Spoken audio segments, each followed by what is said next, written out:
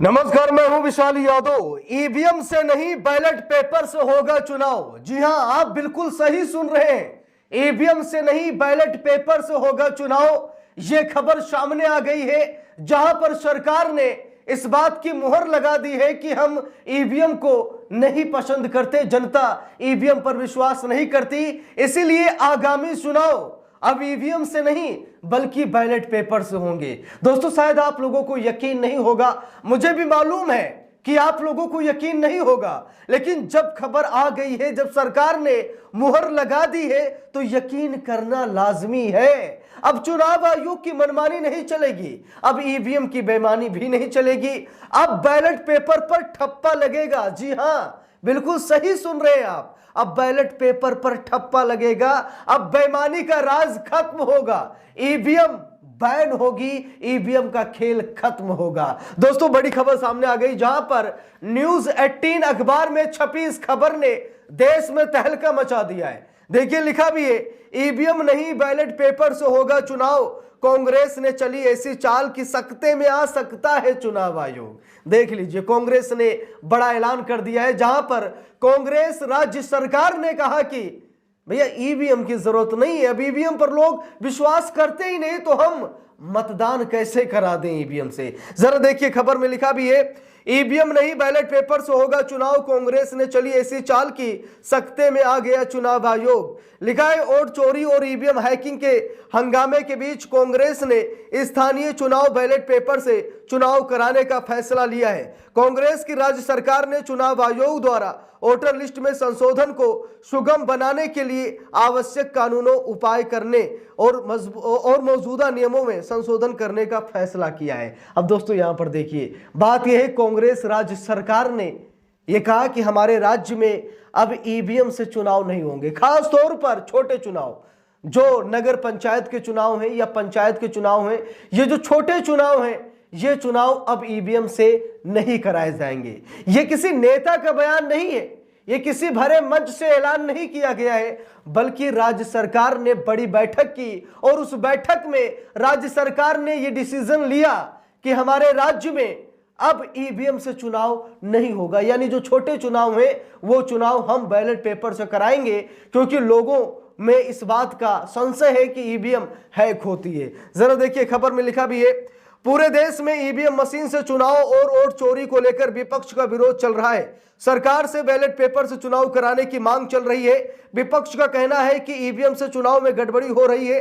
हालांकि चुनाव आयोग ने विपक्ष के दावों को कई मौके पर नकार दिया है। बकौल आयोग, ईवीएम को हैक करना मुश्किल ही नहीं नामुमकिन है, मगर इन सबके बीच कर्नाटक की कांग्रेस सरकार ने बैलेट पेपर से चुनाव कराने का फैसला लिया है।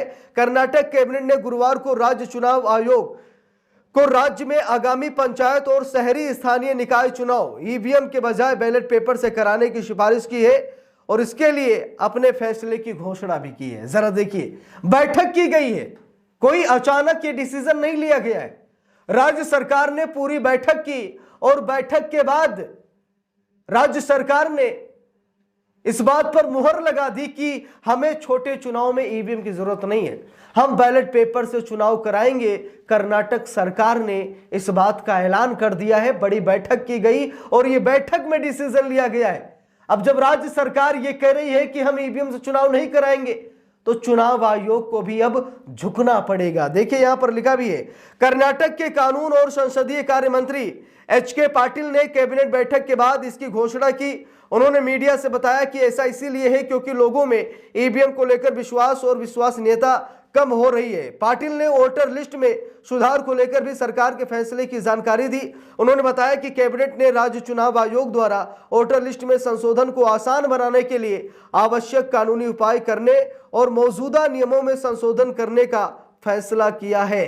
बैलेट पेपर से होगा चुनाव। देख लीजिए, लिखा भी है, कानून और संसदीय कार्य मंत्री पाटिल ने बताया कि बैलेट पेपर से चुनाव का फैसला सरकार ने सोच समझकर लिया है। उन्होंने बताया कि बैलेट पेपर को समर्थन देने का कैबिनेट का यह फैसला बेंगलुरु में पंचायतों और 5 नवगठित नगर निगमों के चुनाव से पहले मतदाता सूची के एसआईआर की सिफारिश के साथ आया है। अब यहां पर देखिए, साफ साफ कर्नाटक सरकार ने कह दिया है कि हम ईवीएम से चुनाव नहीं करा पाएंगे। हमें बैलेट पेपर चाहिए, क्योंकि ईवीएम से वोट चोरी के मामले सामने आ रहे हैं, ईवीएम हैकिंग के मामले सामने निकल कर आ रहे हैं। अरे हम ईवीएम से चुनाव कैसे करा दें जब लोगों में विश्वास ही नहीं है कि ईवीएम में सही चुनाव होता है। तो इसीलिए ईवीएम का कोई औचित्य नहीं, कोई मतलब नहीं। इसीलिए कर्नाटक राज्य सरकार ने ये फैसला ले लिया है कि हमें ईवीएम से चुनाव कराना ही नहीं है। और कर्नाटक सरकार के इस फैसले पर आप सभी लोगों की जो भी राय है आप लोग कमेंट बॉक्स में जरूर बताइएगा। वोट चोरी पर चिंता जाहिर की है कर्नाटक की सरकार ने। लिखा है कि पाटिल ने मीडिया को बताया कि पिछले कुछ महीनों में कर्नाटक और पूरे देश में मतदाता सूची में बेमेल नाम जोड़ने और हटाने के कारण वोट चोरी की व्यापक चिंताएं रही हैं। उन्होंने कहा, अब हमने राज्य निर्वाचन आयोग को मतदाता सूची में संशोधन करने की सिफारिश करने का निर्णय लिया है ताकि ये सुनिश्चित किया जा सके कि कर्नाटक में मतदाताओं को मतदान करने के अवसर से वंचित न किया जाए। तो दोस्तों, कर्नाटक सरकार ने बहुत बड़ा फैसला ले लिया है और ये तो शुरुआत है। ये तो राहुल गांधी ने सिर्फ एक नमूना पेश किया है, लेकिन जैसे ही कर्नाटक सरकार ये करने में सफल हो जाती है वैसे कांग्रेस शासित हर राज्य यही करेंगे और फिर पूरे देश से ईवीएम का सुपड़ा साफ हो जाएगा। क्योंकि ये तो सिर्फ एक ट्रेलर है, पूरी पिक्चर अभी बाकी है। अभी तो कर्नाटक ने सिर्फ ट्रेलर दिखाया है, पूरा देश पिक्चर दिखाएगा चुनाव आयोग को। चुनाव आयोग सख्ते में आ गया है।